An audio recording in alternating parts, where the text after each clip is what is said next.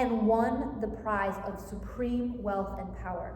By him the vulture maid was quelled, her witchery laid. He rose our Savior in the land's strong tower. We hailed thee King, and from that day adored, of mighty Thebes the universal Lord. O heavy hand of fate, who now more desolate? Whose tale more sad than thine, whose lot more dire? O Oedipus, discrowned head, thy cradle was thy marriage bed. One harborage sufficed for son and sire. How could the soil thy father heired for so long endure to bear in silence such a wrong? All-seeing time hath caught guilt, and to justice brought the son and sire commingled in one bed. O child of Laius, ill-starred race, would I had ne'er beheld thy face. I raise for thee a dirge as o'er the dead. Yet, sooth to say, through thee I drew a new breath, and now I feel a second death. Woeful sight, more woeful none, these sad eyes have looked upon. Whence this madness, none can tell. Who did cast on thee his spell, prowling all thy life around, leaping with a demon bound? Hapless wretch, how can I brook on thy misery to look? Though to gaze on thee I yearn, much to question, much to yearn, horror-struck, away I turn. Me, miserable, whither must I go? Ah, whither voice my voice, borne to and fro, thou power unseen, how hast thou brought me low? To ills intolerable to hear or see. Thou horror of thick darkness overspread, thou shadow of unutterable dread, not to be steamed or stayed, fallen on my head. Woe's me once more, how crowd upon my heartstrings of these wounds and memories of woe. No marvel if thou bear a double smart, and writhe so stricken with a twofold throe. Still art thou near me, so ready to tend and endure me, faithful to the end. Blind as I am with kindness, O my friend.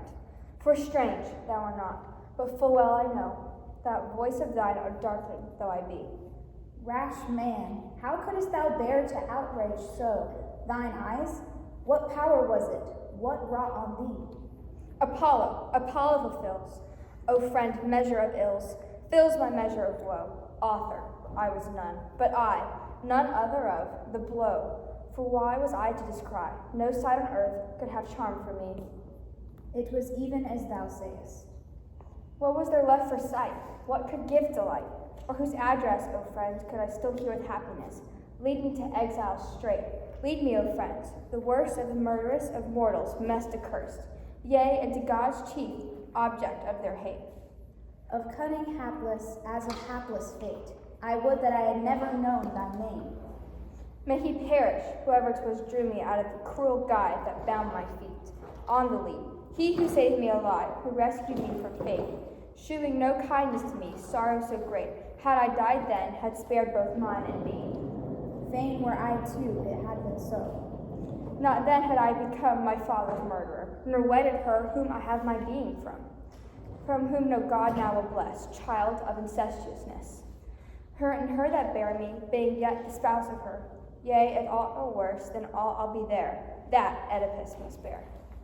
I know not how to say thou hast done well, for it were better for thee now to die than to live on in blindness. Tell me not, give me no counsel now, that what is done has not been done less best.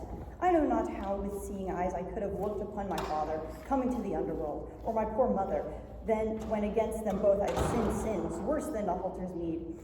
Or do you think that children were a sight delectable for me to gaze at, born as they were born, never with eyes of mine? No, nor the city, nor the citadel, nor the consecrated shrines of the deities, nor from which to my most utter misery, I, of all other men in Thebes, the man most bravely nurtured, cut myself away.